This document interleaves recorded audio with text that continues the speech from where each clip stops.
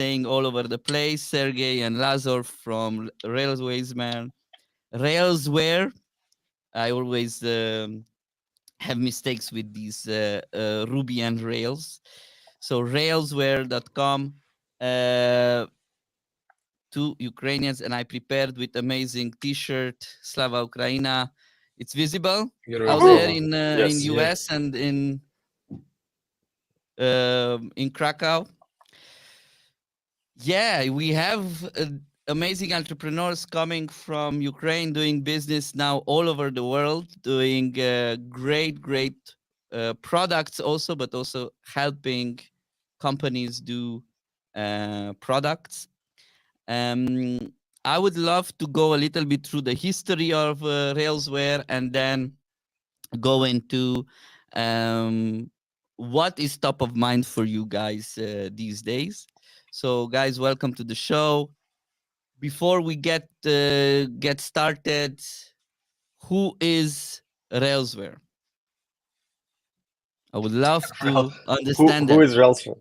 Yeah, it's this animal we keep in our secret lab, and then we take energy from it, and that's Railsware. But other than that, it's Railsware is a company. We call ourselves a product studio.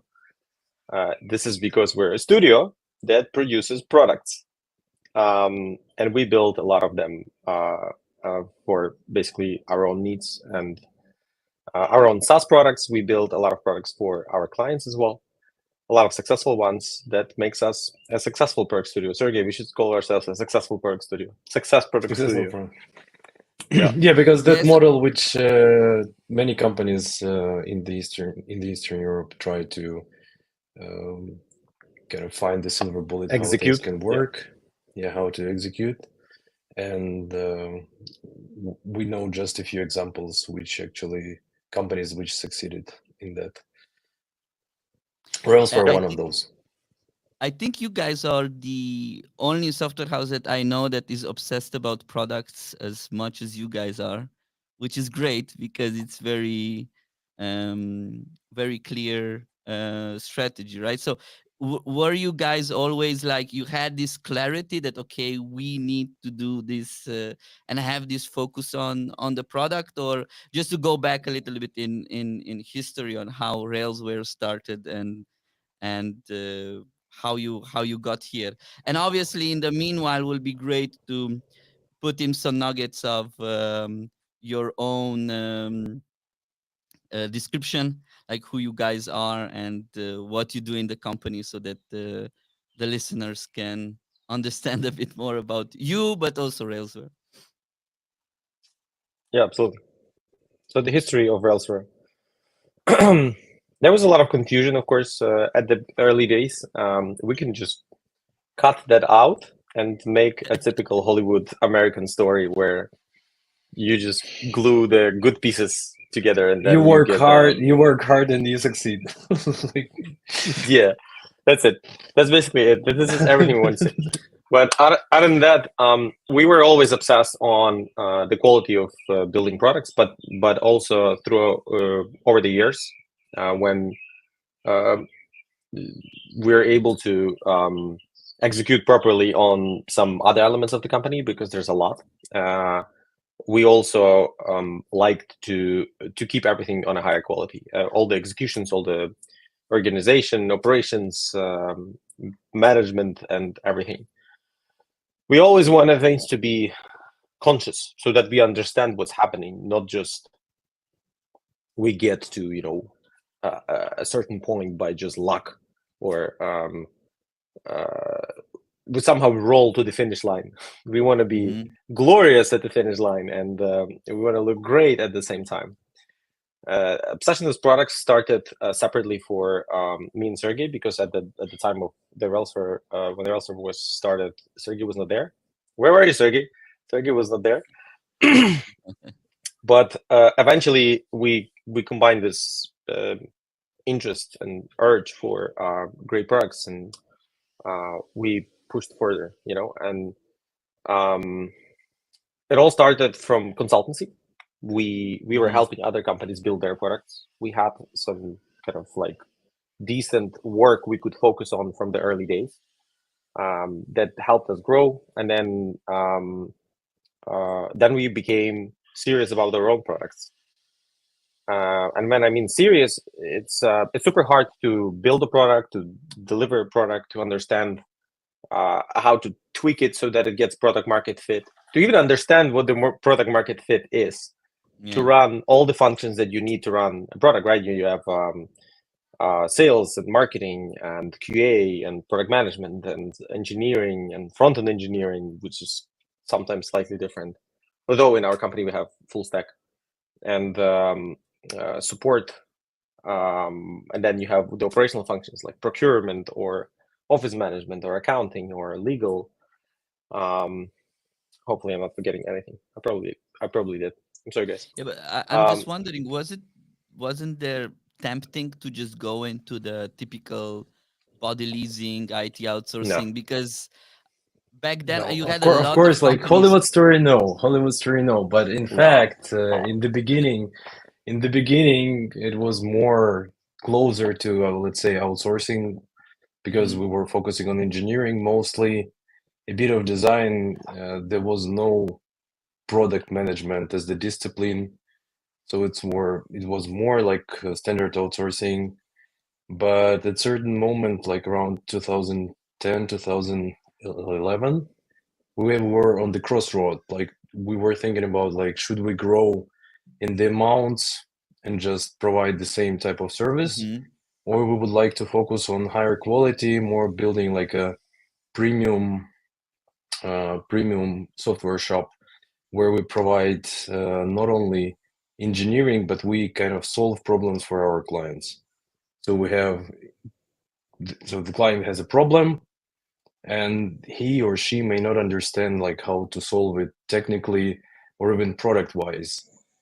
And we started to learn from our colleagues from United States. So there are companies like Thoughtbot, Pivotal Labs, and there were a bunch of others. We were traveling there, meet with them, learn their approaches, how they build product. And we started to apply certain practices that we learned there to our reality, because they were onshore, so they were able to sit together with the client face to face, so they can put their engineers working in pair with engineers of the client. We were not able to do so because we have different time zones. We're in Europe, they're in the United States, but we adopted model of the premium consultancy product building to our reality, and started to get kind of successful delivery one after another. Because I think what I hear in other companies is that basically companies do IT outsourcing, body leasing, but then you have some developers on bench. So to keep them working, you give them some Not our story. products. Not our story. Yeah. So can you elaborate on for the audience on the two models, like how you see it done when it's like on the bench, and why that works, that doesn't work, what is the benefits of it, versus how you guys did it and what's different to that? So two things. we had this advisor who was the CEO of Pivotal at some point, and he said to run consultancy, you need to be a high performer. You need to be very diligent. To build and run a product, you need to have a spark of genius to just see the reality, right? And this spark of genius is not. You cannot like take the people who are at the bench right now and just put them and say, spark the genius, dudes, or ladies, or whatever, whoever. It is impossible. You need to put, and then the Good to Great book says your best people should be doing your the biggest opportunities, not your biggest problems. So you need the best people on your product, and then you can try to shake this spark of genius. And it is impossible to just have some kind of a bench, and this bench will somehow it's like figure it out. like And it was actually I want to answer here Yeah, quickly that please, it was don't worry. never a story. It was never a story for us to initiate product because we had a bench.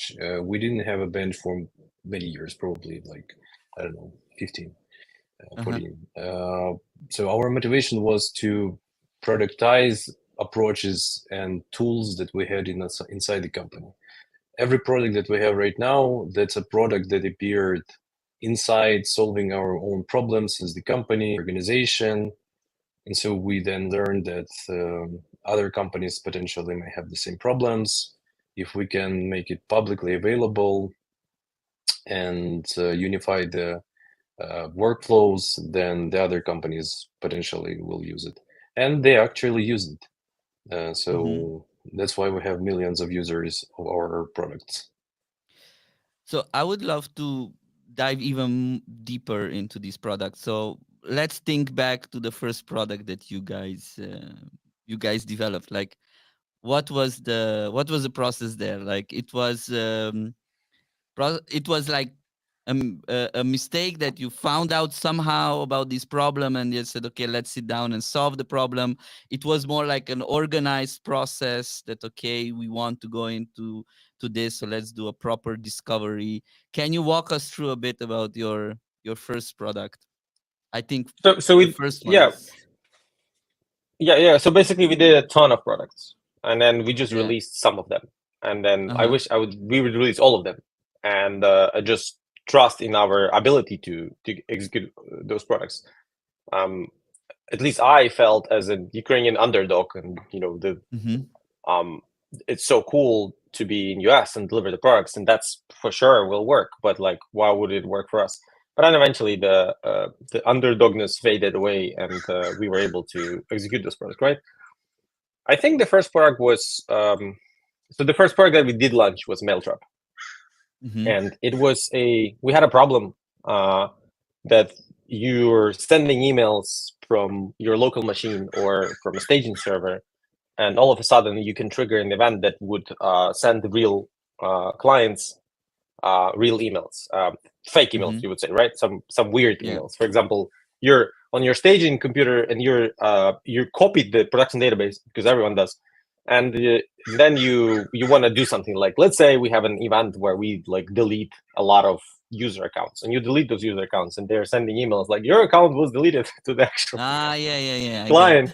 They freak out, reply to it, and they say, "Oh, I'm sorry, it was like a staging event." Or we were testing email campaigns, and we sent a campaign of 200,000 emails. Or like you're doing on the local machine, you're doing forgot password, and the way it was working on the local machine is that in console you seen the email, and everything was broken up because it's like encoded with that thing that cuts the URLs for 80 characters. So we had those problems, we felt them, and we were like, okay, this is a great idea. Let's just do it. And this was it, like running around the company, just finding the person who would do it. And then someone said, well, okay, I have spare time, I could do it. And then they did it in their spare time as a first version, and then we roll it out, and the community starts using it. And 5 years later, we make it paid. But I was like, this is not the way to launch products. It's a much launching product is much more focused and much more lean. It should be much more focused. Should be much more lean. You need the proper people to do it, and you need to. Our third product was the product that we launched, like really launched. We were actually focused on launching it.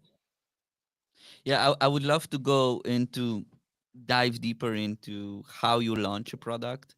I just wanted to understand a bit the beginnings. Like, so you felt the problem, like the engineers felt this problem and then build it. You went out into community. Community gave you great feedback, and that's how you.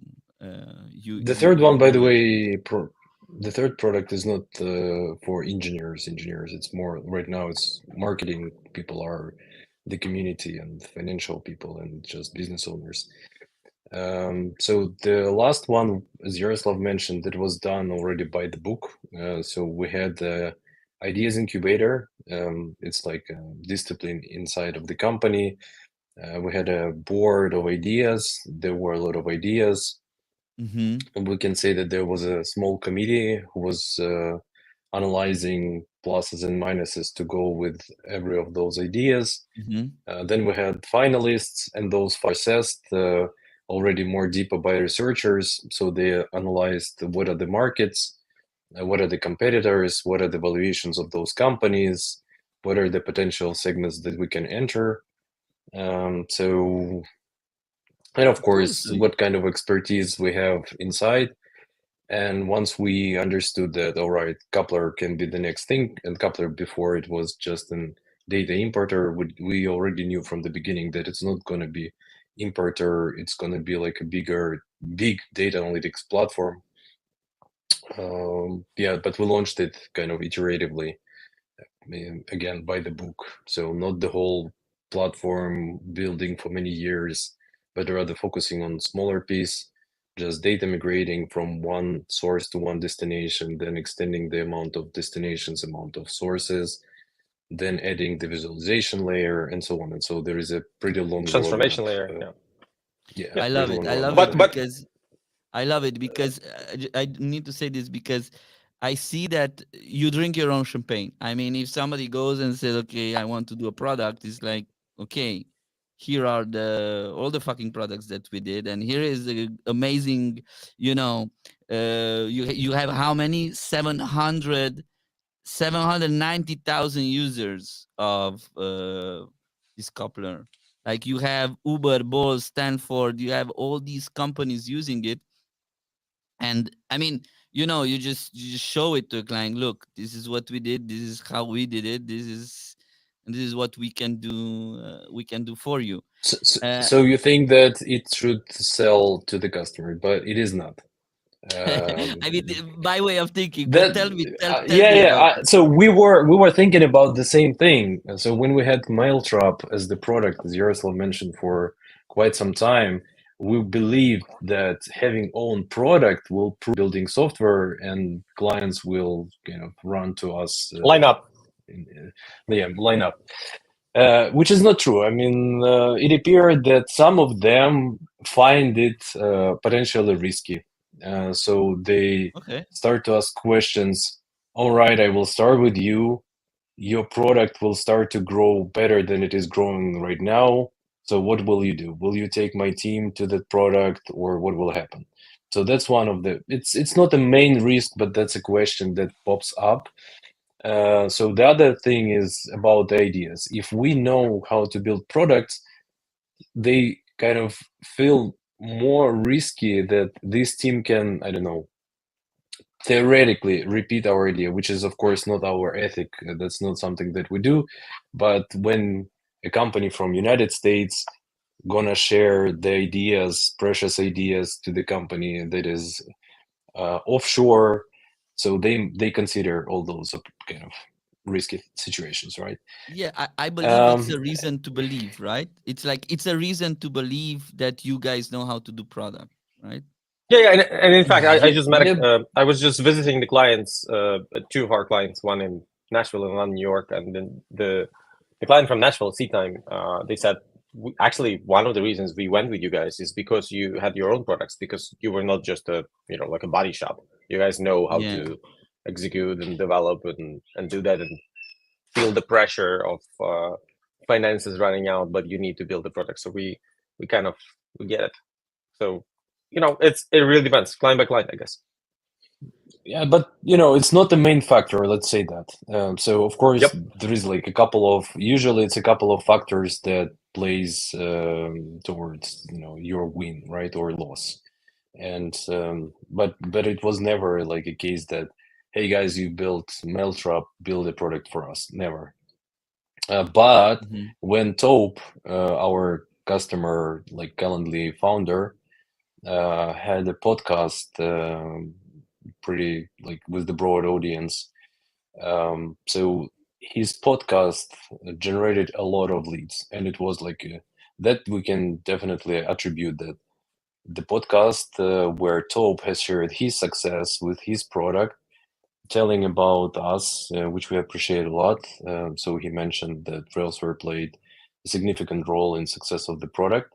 Talent lead, right? Then receive leads again and again for more than a year. So we had like a spike of leads, and it was like, what was most interesting part here is that we received leads like very kind of high quality.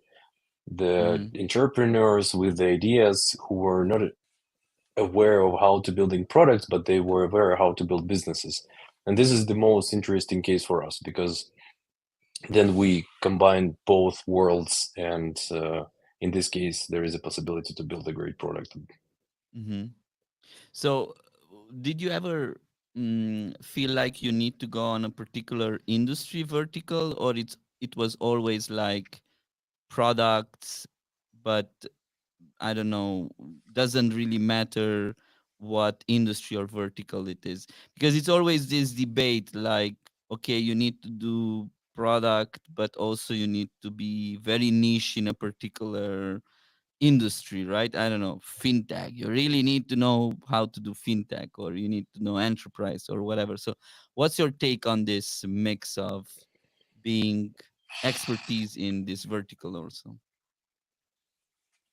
Yeah, so we didn't we didn't do specialization, and that's because we're such a small company. It's nearly impossible to do specialization, and it's also very hard / impossible to become a big company with high quality people right away, because it's still, you need to have the base to which you add the people, and then depending on the situation in the market to hire like really great people. And we hire around 1 out of 143 people, which is a ridiculous number. In general, people don't do that, but we do that, and then there's a reason for us for that. And and then eventually, as an outcome of that and as a result of that, we have all those amazing products that we build for ourselves and for our clients. But to specialize, it's very hard. We would need to be a 1,000 people company to specialize, basically, and say, well, those people work on this and those people work on that. Out of that, all our clients are completely different. Some are in medical industry, some are in the calendar satellite technologies. Satellite technologies, yeah. Sea time is doing farming. So it's more about you need to capture the context. You need to understand. So what our clients always valued about us, this is a single factor, is that we are conscious day one. They call us, they talk to us. We don't talk about their budget. We don't talk about their finances right away. We're asking them about their product. What is the product about? What do you want help with? And we consciously dive into the product. We listen to what it should be. And now we have this immense, huge piles of knowledge that we look in this like 4-dimensional space when we're talking about products and how to launch them and what to do with them, not just build them. Even 10 years ago, we were mostly building them. But now we know what's the best way to launch them, what's the best single things to launch them with. Or like, oh, so your product requires a lot of content to be added by like those companies. They're not going to do it because they're running right now with their operations and they're living their life as it is right now. And then you add those new things to them. They cannot do that. So let's see if we can integrate with the systems they have content in right now and then pull this content. It might be not what you want, but it's a better way to run, because otherwise you're just going to have a blank. You're going to have a product. It is possible to do it, but they won't do it because they're busy or tired or whatever, or everything at the same time. So we operate at a completely different level of product building. Either it's our products or someone else's products. So we have a framework which has the name Bridges, and it was inspired by Pivotal Labs Inception. So Inception was more focused on like consultancy products, while Bridges is more like a broad and versatile. But in any case, this framework helps you to onboard yourself and your team into the context very quickly. So it breaks of anything, of anything. So that's the kind of the beauty of secret this weapon. Framework. That it breaks the concepts into atoms and kind of discrete things, and then connection between those atoms. and kind of it gives a possibility to instead of conversations which lead you kind of in circles, you talk about things again and again. This framework helps you to break into the pieces, talk about one thing, make sure that all the team on the same page. You have discussed all the specifics about certain item, and then you move to the other, and then you move to the next and to the next, until you have all those cards on, so like those behind my back, like physical or whiteboards, like virtual whiteboards. That there are plenty of tools right now. We prefer FigJam, for example. So how is that is based on some book? How is the book called? Like just for the audience? No, it's not. There is no It's not book. based on the book, yeah. So yeah, we have bridges nicely described on the website. So it's a sub website on our main website. We can share the link afterwards. Please. And there is a video also which explains how Bridges framework works. And the thing here is that it's framework which works both for product development and for kind of processes organization, for company management, so it's kind of, you have a solution problem, problem space and solution space, and kind of it helps you to split and cut into the pieces the problem, and then find the solution that will cover all the pieces of the problem. And the problem is like an extract of the neural net of the brain of a person who was a part of a certain context or product for 10 years, right? Let's say the satellite business. It's crazy, right? I mean, if we can figure out something straightforward, let's say like booking calendar, everyone does it, right? Then satellite business is slightly more weird for us. And then the way we do it, we extract all the issues, all the benefits that people want, the risks that people want. Who are the personas? What are their, how do they live? What is the goals of the business? What is it? Something the domain knowledge of the business, something but we wouldn't know. And we extract it and we put this neural net on the whiteboard. And this is worth like 2 years in working into a product or reading a typical like requirement spec where people combine everything. There's actually like 5 roadmaps in every product. There's a strategic roadmap, a sales and marketing roadmap, functional roadmap, team roadmap, and technical roadmap. And then all of them are very different. And when you're putting all of that in one conversation, it just starts to be banana and lava. And this takes me to the team question, right?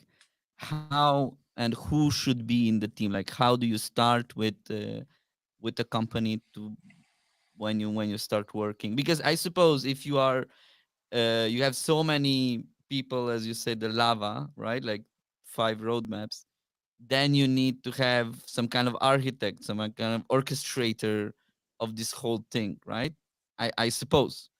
And this person needs to align all the people, the clients, the teams, and then making sure that you care about the customers, and you solve the customer problems, the customer's problem, let's say, right? So can you tell us more about the team and how a team is structured? Yeah, so 2 things. Yeah, for sure. 2 things. So we try to start with the leanest team possible. That would typically be a pair of engineers. Very rarely we would start with just 1 engineer. And there would be a product manager who could be on the side of a client, or the client themselves, or the business owner themselves. Or if they don't have the particular product management approach, then we have our product manager who starts with them.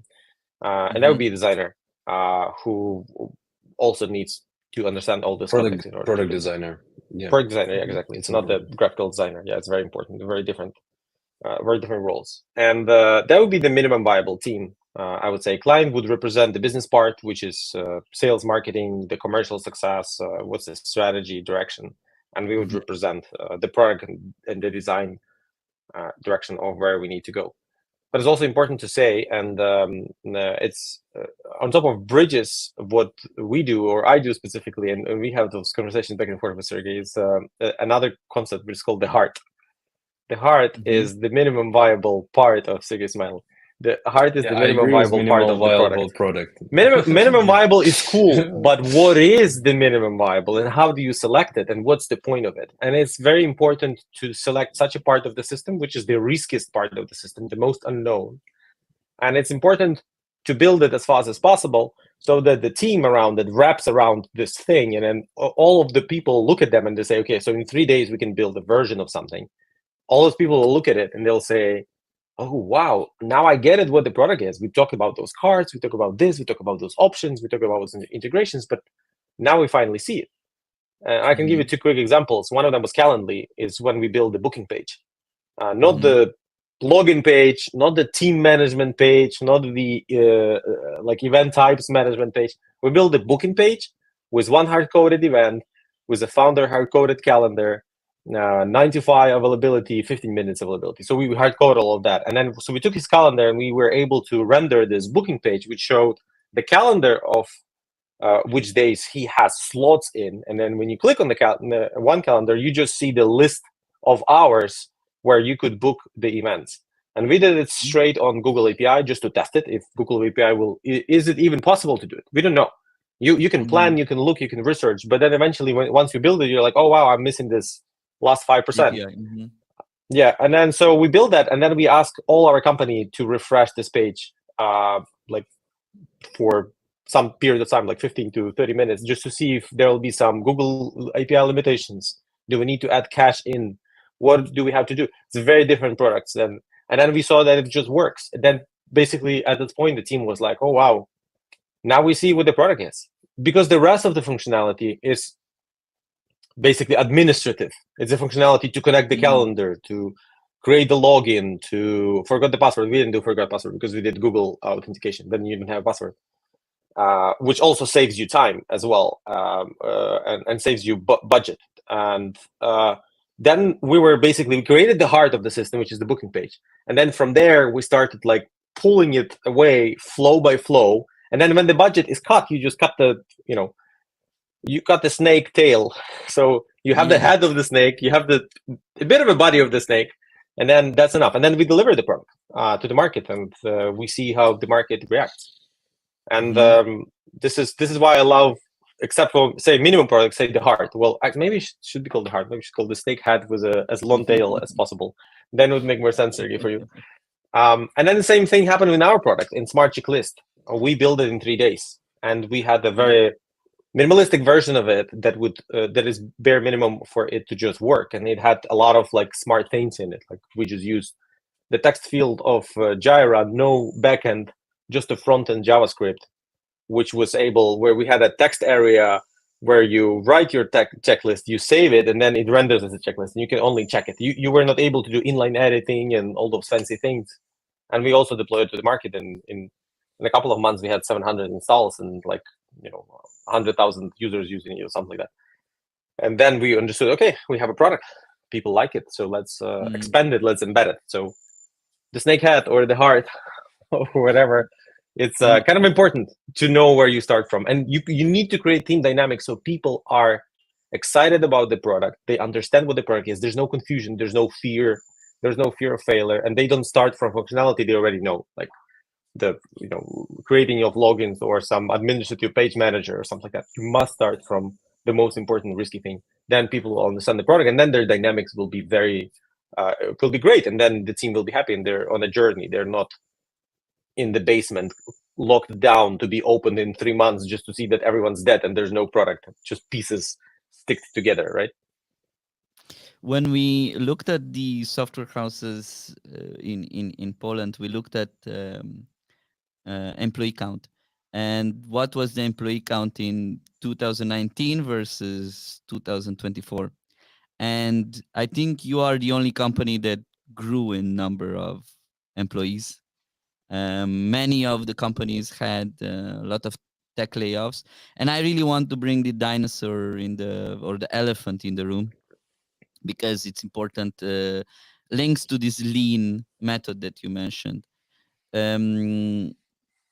You believe that this approach of lean helped you with this whole crisis that was with the tech layoffs, or what's one of the reason why you guys grew while other needed to lay off people?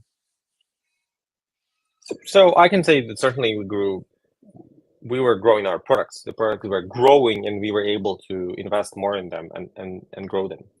The second thing was that our clients grew within the teams as well, and they needed more help. And because we provide an actual help rather than we occupy a seat that might potentially turn into benefit or not, and you don't know. Our people are like, they have names, and they're not a seat, and they do help clients deliver a certain very next important thing within their product, and they know their influence in a particular element, and they're actually delivering, and all of them are selected so that they love to build products, and we never make exceptions for that. We never put people who are just barely warm, like dead bodies, like sitting in the seats, like in a straight up position. And then And I want, like, yeah, go ahead. go ahead. So I just want to add here, in addition, that many companies which are focusing on just the pure outsourcing, they hire people from street directly to the project. This is a usual situation. So the client needs 20 engineers. They just HR start Open to the door. search 20 people open the from the door. street come in, they 20, close it. yeah. Usually they take, I don't know, they have interview with 60, then they take every third and on board to the project, and see they sit there. So they have different culture. So although it's a one company, but they have absolutely different approaches how to write software, how to manage product development. And To talk to then, colleagues. yeah, and then client comes and says, all right, we cannot afford anymore your team, so we're wrapping up the relationships. And then you have 30 people or 20 people, 20 engineers, let's say, plus project managers, plus others, who absolutely not applicable for other product. So if you talk about Railsware, Railswarian is the person, professional, who's usually a full stack Stem engineer. cell. Yeah, so it's a person who can, or professional who can join any project, apply approaches which are part of the development culture that we have. Every engineer that we hire, they join our own product in the beginning. So we have an onboarding process where we provide the kind of a bunch of different approaches that we use to work with, the way how we write software, the way how we deploy software, how we review commits, and so on and so on. So it's And they have to like ship. pretty, yeah. Because whatever company you come from, you have certain differences, and so we need to make sure that we work in the same manner. And of course, there are some successful trials, unsuccessful trials, but we make sure that when the person joins Railsware and then helps clients to build software, we must be sure that it will be a high quality product, kind of service, right? Product as a service. So we can, that's an important part, and that helps even to find clients while there is a crisis outside.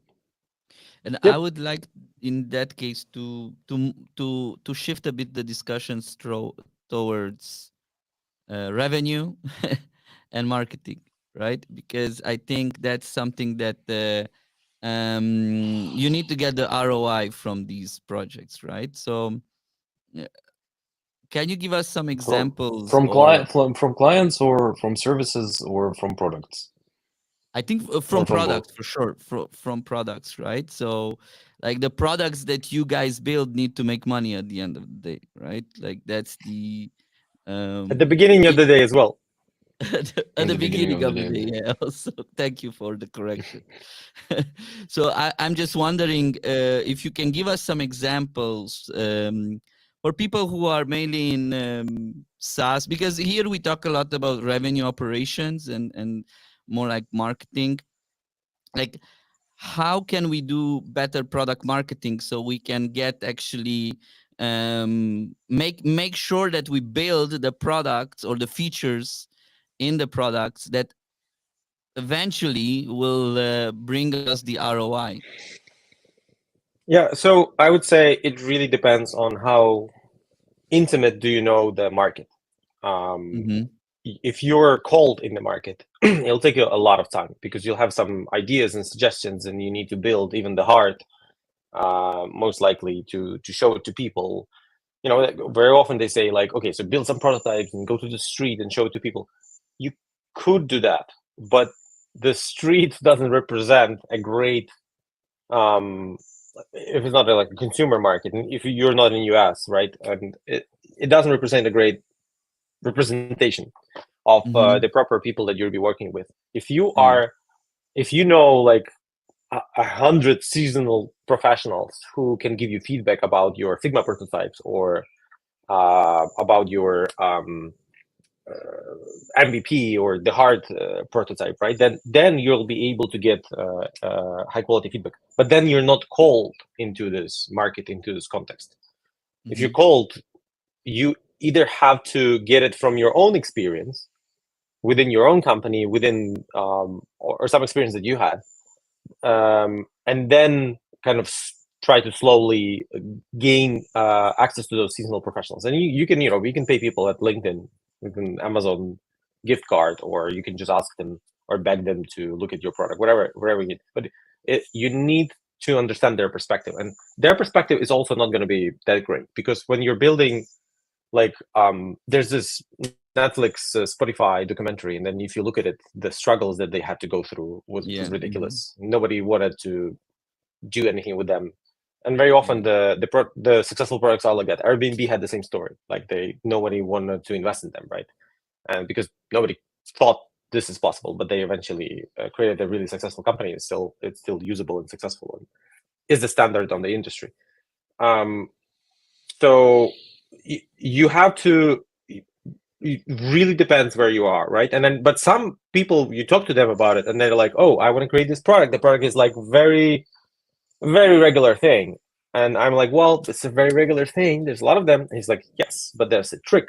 I know those people that will buy from me tomorrow, and I know that they're going to give me like 10% of their revenue, and some of them are doing like 800,000 a month sale, and they need this platform, and they want this platform. I want to build it right now."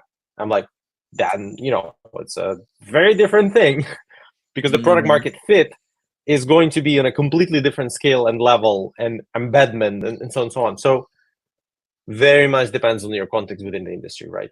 And then other than that, you're trying to build a, you know, MVP, and then you try to sell it to people, and they'll give you feedback. But they very often won't give you feedback. You'll send them emails, they'll sign up, they'll try the product, you'll send them emails like, "Hey, why did you leave?" And then there's no answer from the other side. Maybe you can make a survey when they churn, and then you add elements into it, and then maybe they'll text something or not. It really, really, really depends on a lot of factors, because people are nowadays very overloaded with everything, and they don't have time to talk to everyone. You know, even when you say it's going to be a 5-minute call, there's no such thing as 5-minute calls. Yeah, exactly. It takes 5 minutes to say, "Hello, do you hear me? Hello, do you hear me?" To change the microphone settings, like 5 minutes are done.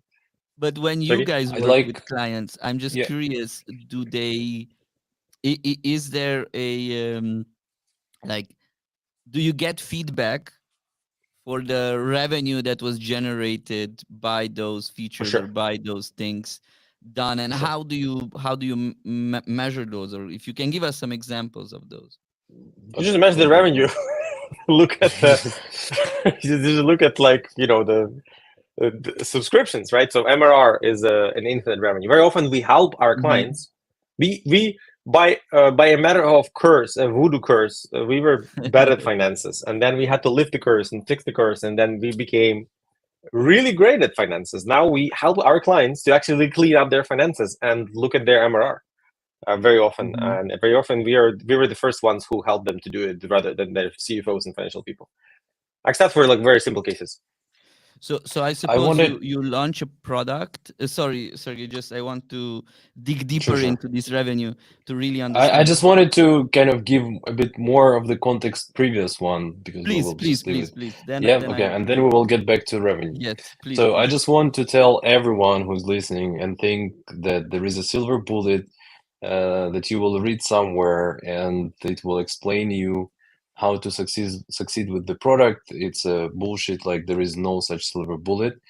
Every success that you know and you will read about, the true story behind is different, completely different. Like, usually it's kind of more cinematic when you read about it.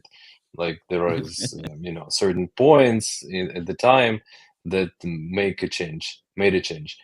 But in fact, there is a lot of work. There is a lot of kind of genius sparks that should appear during the course, but also a lot of luck. So you met some person, you talked to that person, and it appeared that that person works for some marketplace, and they are preparing marketplace, and he offered you to build the first plugin for that marketplace.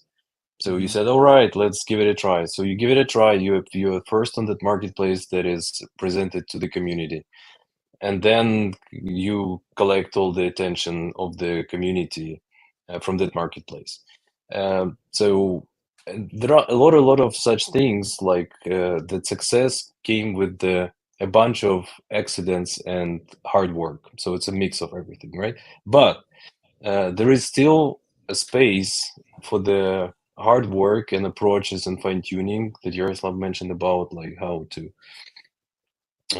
search the path within the market, like to find the spot where you can a niche, right? Maybe niche, or maybe a possibility to cut off some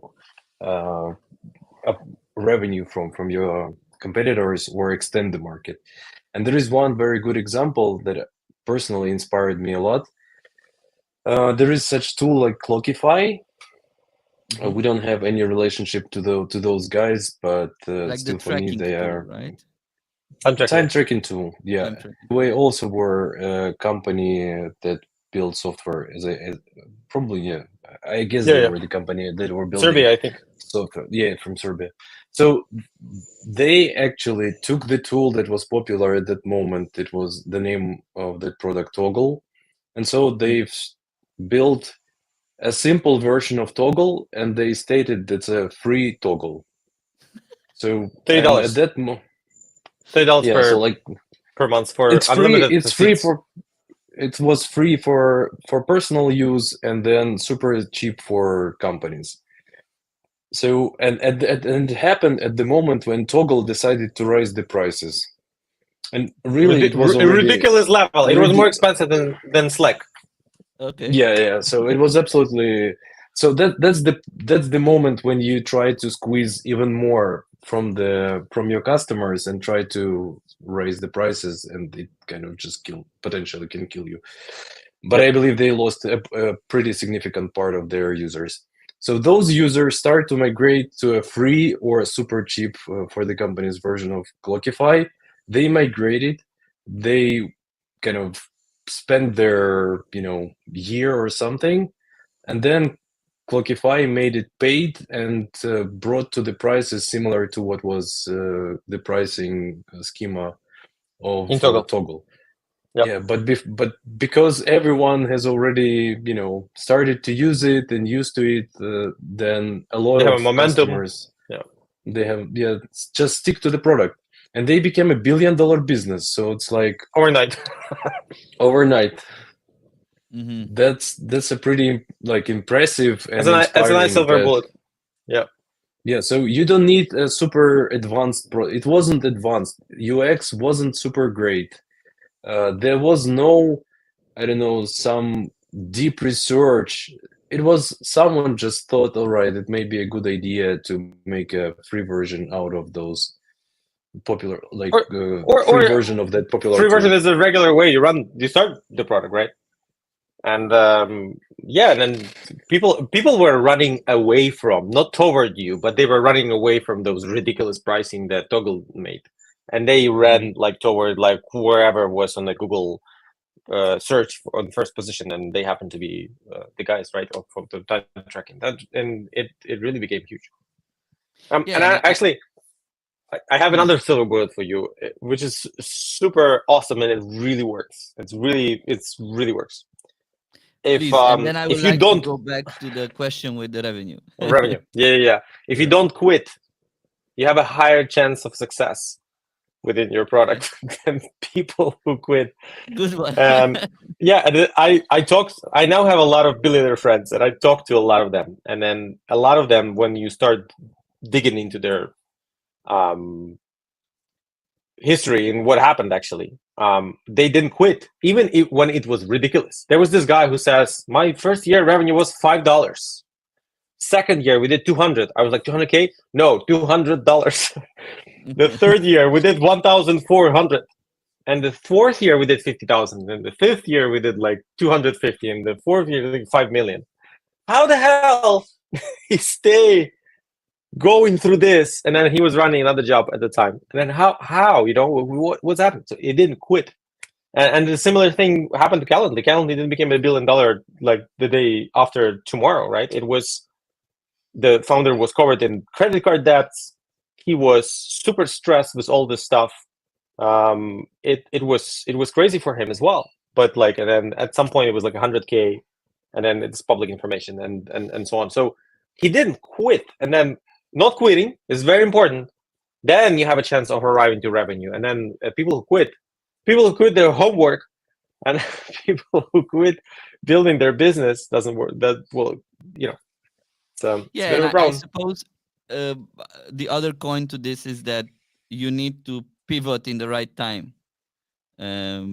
Right? I know a company that started to do here in Poland is parking for corporations, like parking slots, and you can reserve the parking slots because there were a lot of corpos and people coming to offices. But then at one point, one of the customer asked, but can you do the same for desks? And then they pivoted the whole business and they are doing desk, and then COVID came and so on. And they were really successful. So as you said, luck plus knowing commitment and knowing when to pivot.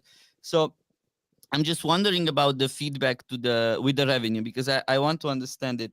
So how does it work? Like, you will, let's say you have a client, or you do it for your own products, you release a feature or you release some changes, and then you are tracking the actual revenue that was caused because of that feature change, or you release more features, or how do you link all these feature or product versions to revenue?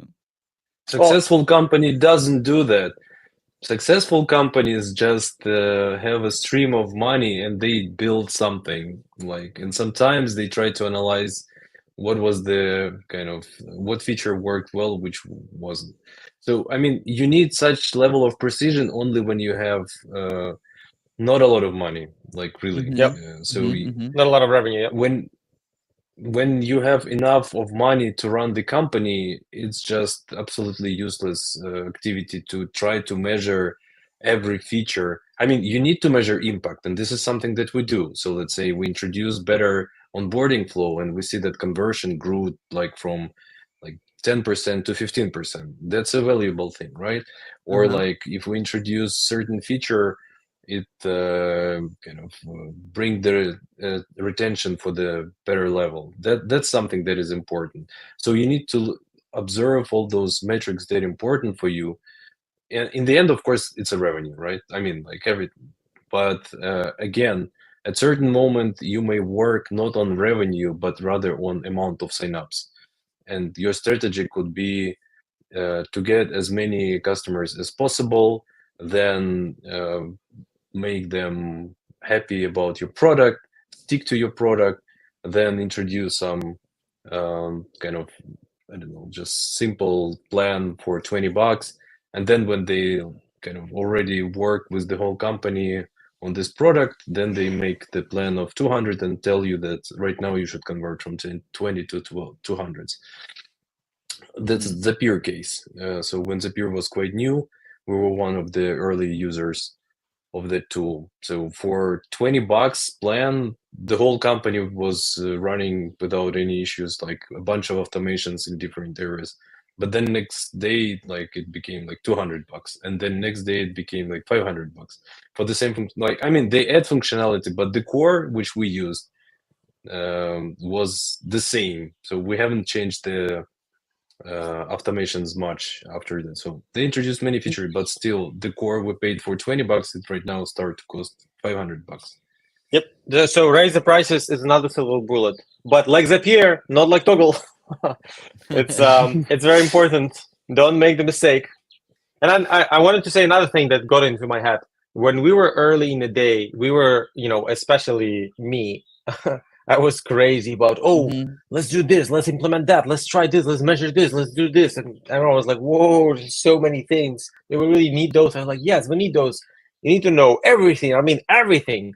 The thing is that what it led us to is that we did a lot of experiments. You don't need, if you have a castle to run, you probably need to set up processes. But if you have a tent on the street and just live there, you don't need that much stuff. You basically are focusing to push one thing, and that one thing will change your conversion, and you'll see. Changes your conversion or not. If it didn't change your conversion, well, most likely you're not going to cut it out or something.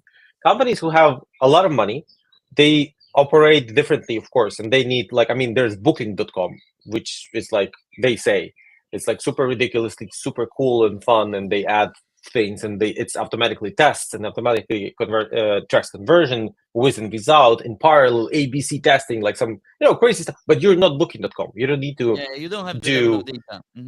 You don't have you don't need that right now. It doesn't matter. You're just gonna overload your people. Even with 90 engineers today, we still find ways to overload people. Some in our team are generating too many ideas for the team to say, like, just stop, please. And then it's also a problem because you're just diverting your team into a lot of potential possibilities. You have to choose. You have to, be a man, choose. Sorry, I mean, be a and there Jeff Bezos said a really nice shared statement that you need to make a decision when it's 70% of information which is known. Like when you make a decision when there is a 90% of information known, then it's too late. So still you should take a risk. So you cannot constantly measure and put analytics all around. It's very expensive to analyze everything around, and in the end, kind of, it does not help you to pay salaries or pay for your infrastructure. So you need revenue. Like whatever you measure, if there is no revenue, kind of enough revenue to cover your costs, to cover your operations, then you are in trouble. And this is something that you will know for sure. And so it's better to focus on those high-level things that help you to convert customers. And yeah, that's important part. And the second thing, also Bezos said that the same thing. We were like crediting Bezos. He's also not affiliated with us. He said, do not optimize your operations until it's scaled. And this is one of my biggest mistakes. When we were a 60 people company and we had one office manager, we were really trying to make that office manager to be like really awesome, to like buy hardware, like a perfect craftsman, and to take care of the office and be able to technically fix the conditioners better than the people who run the conditioners forever, and then to fix them up, and then run events and be great at running events. And that was a big mistake. And I personally spent years trying to find that perfect office manager, because we could have afforded just one person, or maybe 1.5. And then we grew to like 100-something people. We were able to hire someone who does procurement from a company that did procurement before, with approaches and principles, and someone who's doing office who's in a different role. And then events would shift between procurement and HR folks. And then we grew our HR. This was the proper success. Is like, don't try to perfect things at the very early stage, because it's just not going to work. You won't be able to fully understand what they are, and you won't be able to hire those perfect people that run it. And there was another and the same with processes. So optimize the processes.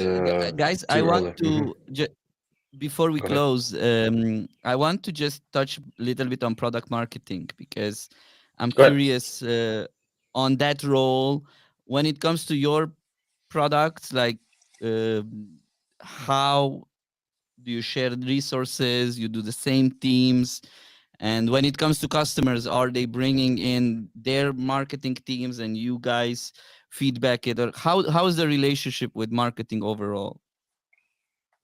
So typically, we start with companies from complete zero to a decent hero and trying to push them further, right? A lot of the times they would have their own marketing. For Calendly, we ran and we just pushed Calendly over the edge to some of our clients, and they started to book meetings with their clients, and then it became a snowball, and it blew up, right? So, but this is very rare case when the product kind of presents itself. When now we look at our own marketing, there is a kind of a silver bullet approach or approach, right? You have to find the auditorium, the persona that is going to convert the best. But this is when you're just starting the product, very tricky. Who's that persona specifically?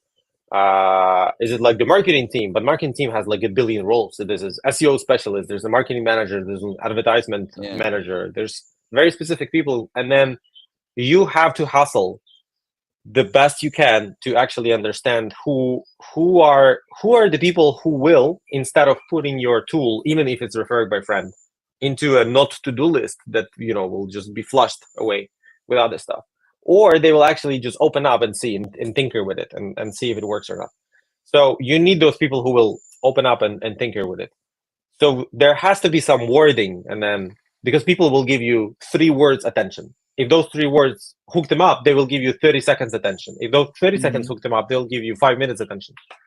So you have to fix all of this in a way that it becomes practical in your use case. So you have to hustle through this, and you have to understand who this user is, who is going to give you this attention.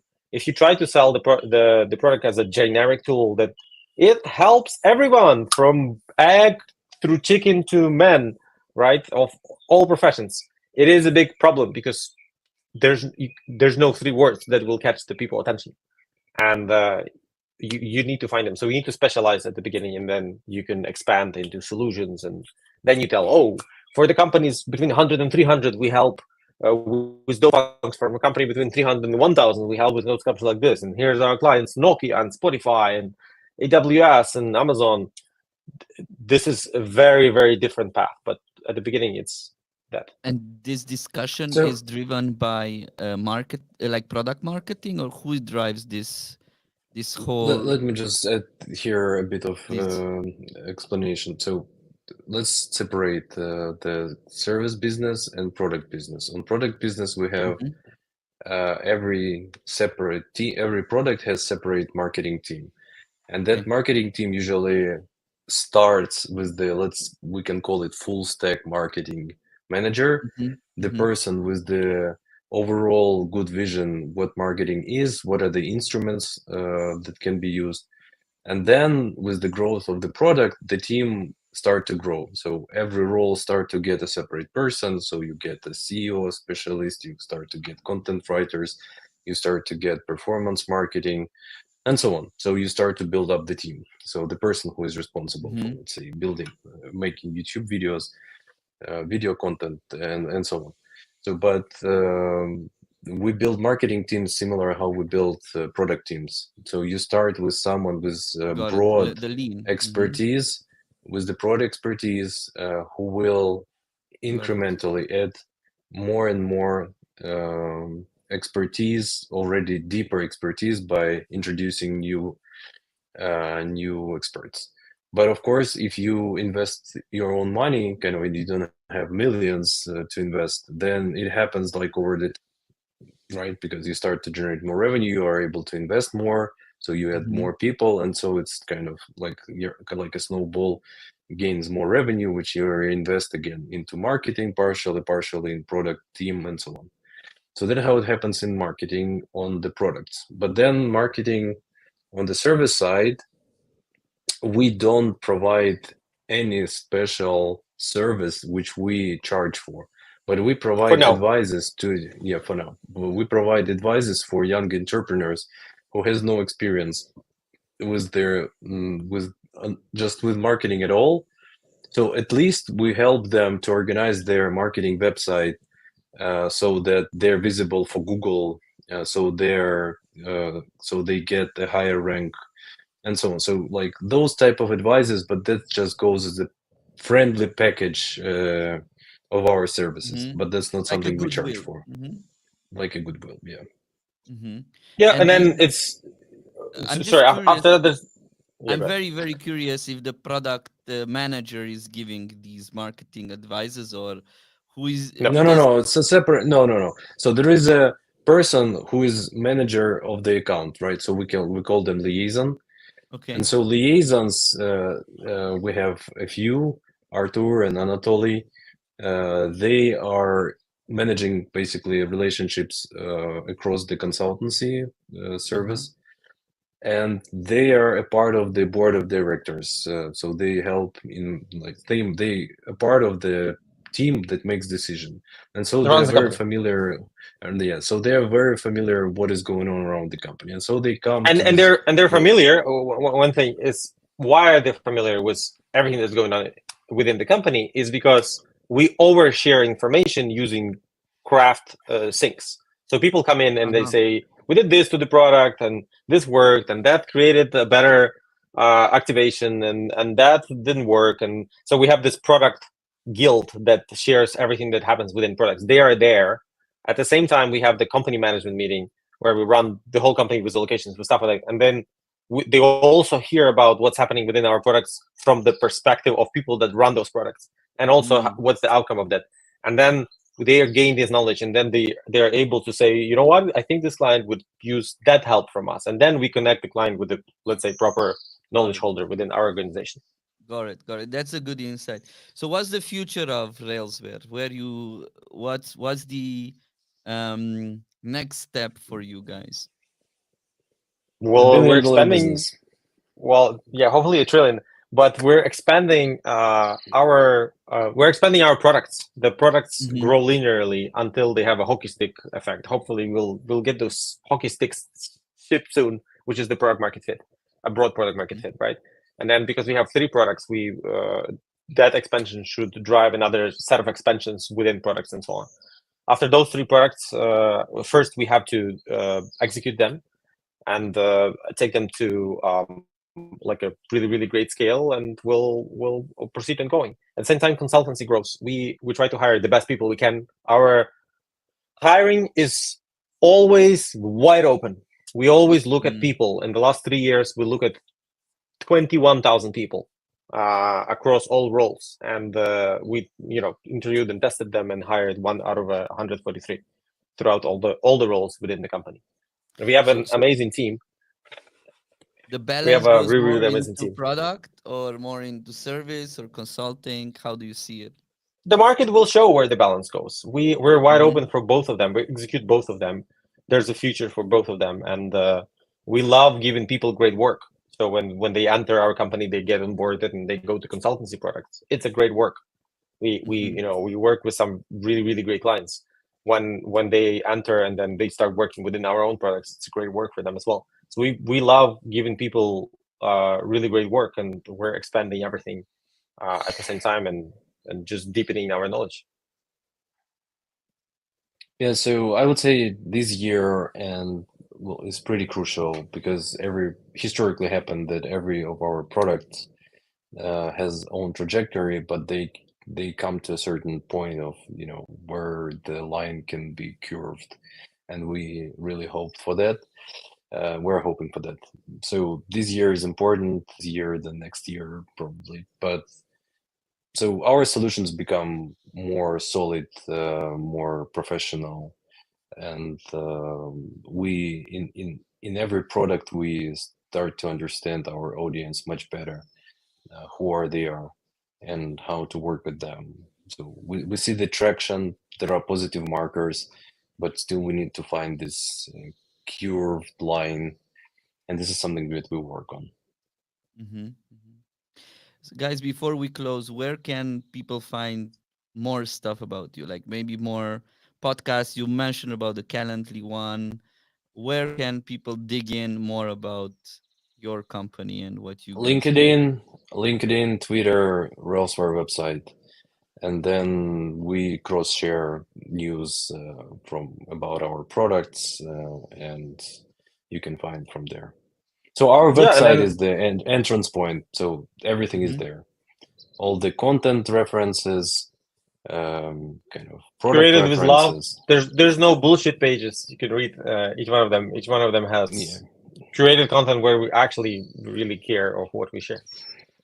And then yeah. there's a bunch of podcasts that both Sergey was on, I was on, or both of us were on, and we shared Can you similar name stories or some? similar stuff. Can you name I could some try. that would be good for the next, like next episode? If we would have a playlist of Railsware, what would be the next in this playlist? I think I think we should make a page with that. But basically, if you search for Railsware podcast or Yaroslaw Lazor podcast, then you'll find Mhm. there's a strategic product planning that we had with SAS Fuel. There's a VB40 podcast and iHeart. There's a bunch of basically. I think we either have or should have a page with podcast lists on our website that we're craft soon. But also we can send you the links and you can connect them Please, we will in put it in the the show description. notes. Yeah, we will put it in the show notes. Amazing story again, Slava Ukraina. I'm really, Heroes Slava. I'm really, I don't know how to express it. Like proud that you guys started it in the city where I live, also. Even though we don't have any connection about that, but having people living in Krakow, like you, Sergey, Lazar, like Yaroslav, you also lived here few years, right? Yeah, I did. So that's Yeah, but great. started we in Kiev. So we You started in started in Kiev, Kiev, then yeah, lovely city. of I was course. there many times. So thanks a lot, guys. Thanks for this story, and let's be in touch. Take care. Sure. Yes. Thank you. Thank you. Thank you.